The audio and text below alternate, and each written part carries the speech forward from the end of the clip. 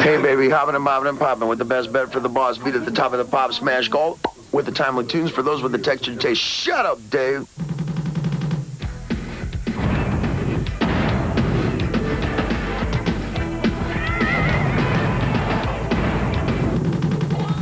It's funny, we're doing the FMEs, and I'm looking out into the audience, and I see sitting in the audience is David Lee Roth, former lead singer of Van Halen. Yeah. This is the first time you've ever been to the FMEs, isn't it, Dave? Take a seat. This is the FME Awards. Now, Gary was just briefing me. I remember years ago when you were actually with Van Halen, I was at the MTV Awards, just looking at them in the audience. I was sitting there, and I remember I saw you used to see you at the MTV Awards. I don't believe you've ever appeared on any other award show except for the MTV Awards. I've never won any single award except for the Kodak Cinematography Award of 1985. Is that right? You want to hear the story behind this? Please. Of all of these, I have the dubious distinction. Robin, how have you been? I've been fine. I have the dubious distinction of having lost more awards than any three other artists combined. I must have lost some 28. You never won an MTV award? No. After all the videos? Grammys, no, nothing. Never did. And what happened was shocking. When I wrote and directed these pictures like California Girls and Just a Gigolo, which are like they're like movies. It's like the Wizard of Oz of pop video. To this day, they still show them in regular rotation. They were one of the first videos to actually employ storyline. Exactly. And, Exactly. Yes. And somewhere between the Scarecrow of the Wizard of Oz and on and on, what happened was there is a process where you transfer from your video stock to film, and you color correct. Yes, right? you do. And you sit there and you go, okay, well, the lighting changed, the sun started to go down or whatever, so we're going to correct the orange, we're going to correct the blue or whatever. Yes. And I sat, much like yourself, in the back of the video bay with sunglasses on, but I had the cool Keith Richard merit badge leather pieces on the side. I've got those. And I sat on the back, and I told everybody, well, it just keeps the lighting the same, no matter whether it's day or night. I actually wore it. So you wore the sunglasses, and people were questioning you why you were wearing sunglasses. Nobody questioned anything. Right. That's the boss. Right. So I sat in the back during color correction with glacier goggles on. Right. And they dialed up the reds, and they go, okay, how's that look? And I go, well, how about something a little more heterosexual? Okay. Right. Like this, nobody bothers to say, Diamond Dave, you're wearing glacier goggles. And then we go through, he goes all the way through the reds, he goes, geez, he dials it right off the map, FCC standard style, and goes, what do you think? And I go, now that's red. Yes. And then he goes, okay, what about... So you mean all your videos were done through these goggles? What about yellow? Same thing. I couldn't see anything. I'm sitting there. But you wanted to look cool. That was the idea. Totally. Right. Buddha, oh yeah. And rather than take off the glasses, you didn't care. You were going to keep your glasses on. History for all the wrong reasons. Tonight, my special guest, Diamond Dave. Wow. And we went through the whole color spectrum. 6 weeks later, I'm getting awards from all over the world. The for Kodak, your color mistakes. the Kodak Color Cinematography Award. I'm getting calls from Osaka, Japan. David-san, where you find the 1950s stock of film? Right. It was a total accident. It was the dark glasses. It is my one award. I should. And do you have the award displayed somewhere in your home? Originally, my intention was to, tie it to the front of the handlebars of a motorcycle like Marlon Brando in The Wild One. And drive around with it, so people could see that you'd been awarded. Why are you no longer directing videos? Why are you not with some of these bands? Why are they not coming to you and calling you to direct some of the videos? Well, for example, when you do something like California Girls, which was made, quote unquote, then. Yes. It's applicable now. Yes. See? Yes. What was then is now. Exactly. But if you tried to make that exact same picture, right. If you tried to make that exact same picture, and it's not really a video, it's a picture, it's a film. Right. If you tried to make that today, you'd be banned instantly. Right. Instantly. Oh, no, Wouldn't that's be acceptable. Not politically correct. That's not acceptable. Too many girls in bikinis. That's not correct. Right. So we're making and we get that heavy, pompous kind of thing, because when that picture was made, not everybody was wandering around like coal miners from Harlan County in 1938. So what you're saying is that a lot of... It was a celebration kind of going on. a lot of the... It's like the Depression now, isn't it? Well, I mean, part of the fun of being... No, it's like Neil Young. Same diff. But it is. You're right. It is kind of sad that rock and roll can't have that kind of fun anymore. Everyone's very serious, very REM. Everybody's very careful to play the part because it's all theater. Right. It's like, did you know Heidi Fleiss? Oh, no. Damn right I knew Heidi you know Fleiss. Heidi? Did you know Heidi? Yeah, I took a hit, but I didn't inhale. Is that no kidding? Were you up at her place? I'm sure Dave must have imbibed. I want to tell you, absolutely. You ever have her? No, I never did. Just some of her girls? I walked upstairs, I saw this club, and I'm talking to the security guy, and I says, EA, man, we should go up here. This looks colorful. Right. There's all kinds of, 6'5" door guy. Hey, that's a She had her own club? Yes, over the rocks, the Roxy. no kidding. Whatever, in the heart of Sunset Strip. Well, you've lived some life, huh, man? Mr. My mind's like a steel trap. My pop used to say, nothing gets in. So I would go up. I went upstairs, and there's just, it looks like something from Caligula. Really? Everybody is draped, and I don't get it. Okay, so you don't know what's going on. I sit down and I go, wow, this is wild scene. Yeah.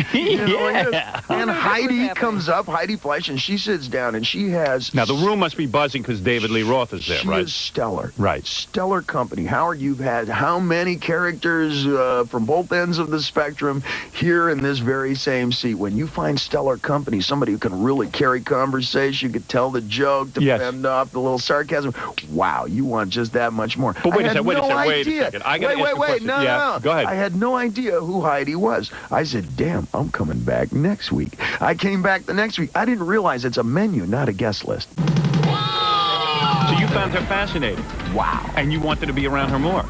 I'm Batman. I'm a little out of it because I don't get the fun that you have.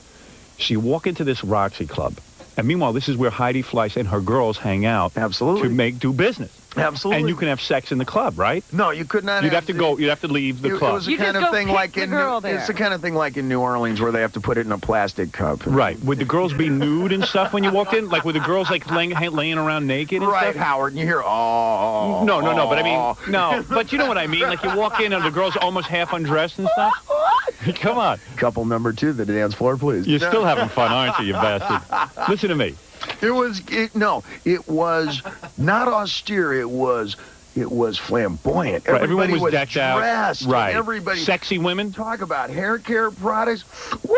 Talk about really the perfume Chanel body block. No kidding. Across the room. All right. So wait a second. So you walk into the room.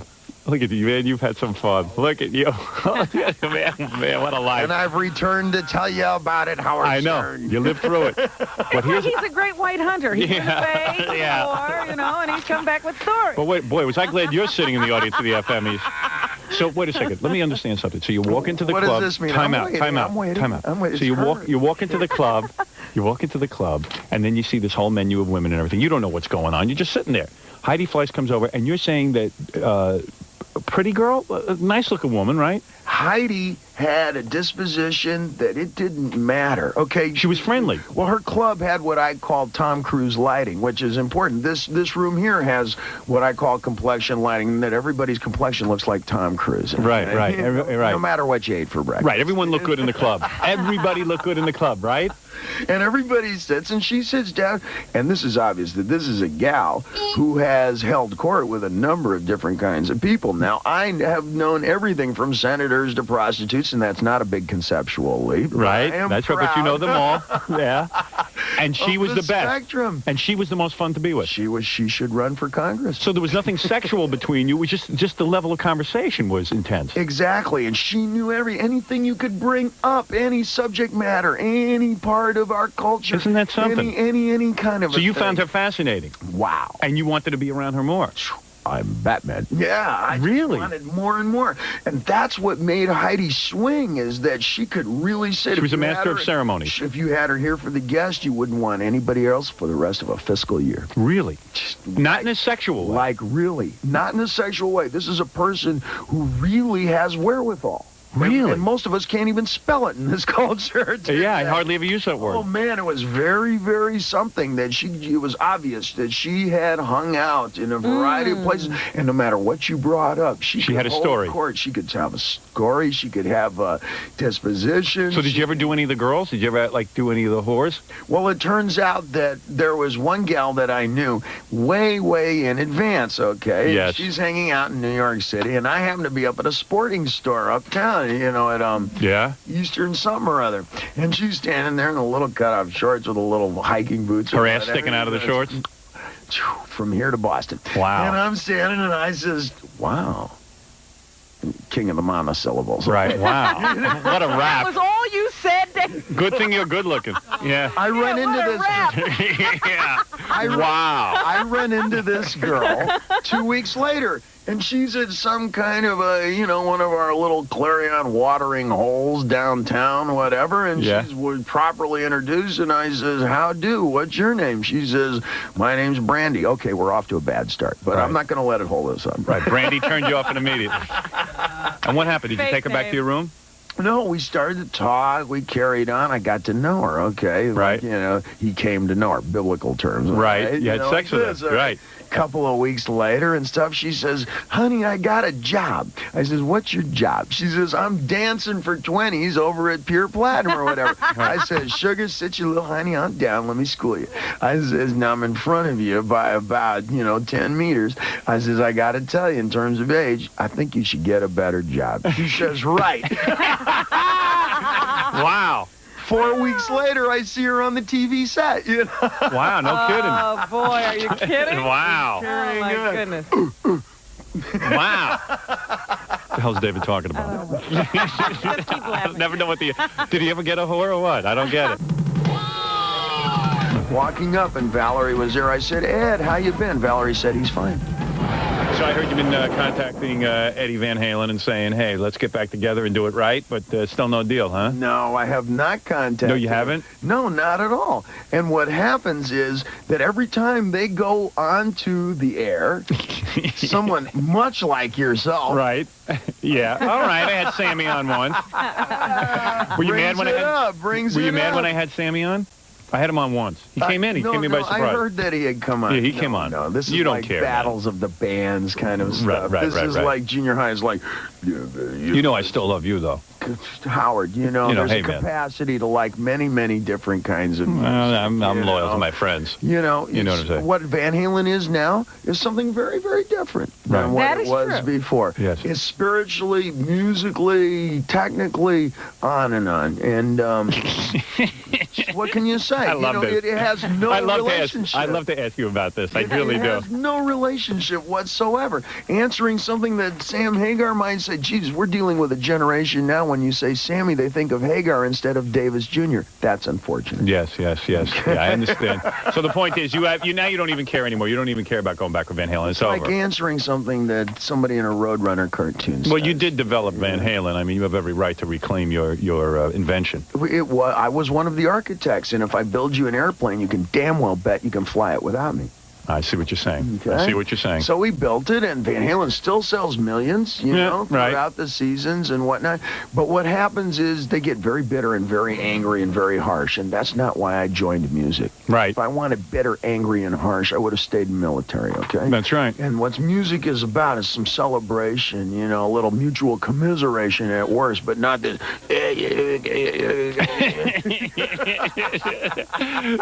I can gang sign the whole alphabet. You want to see the Mickey Mouse Club? Yeah. M-I-C. Yes. Wow. See this? K-E-Y. Why y'all? That's Now listen here.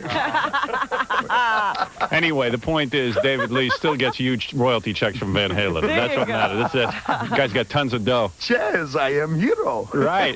What is it, Baba Booey? John and I were out there talking. We're both huge David Lee Roth fans, with Van Halen as well. Yes. And we were saying that, the big question is, they're going to be eligible for the Hall of Fame. Rock and Roll Hall of Fame. That's going to be good. Who gets on stage? Oh, that'll be fun. Yeah, now what's going to happen when Van Halen is inducted into the Rock and Roll Hall of Fame? Because you guys are almost just about there. There are certain bad words, and there are certain good words, okay? And the way you can differentiate between a good word and a bad word, think of it like this.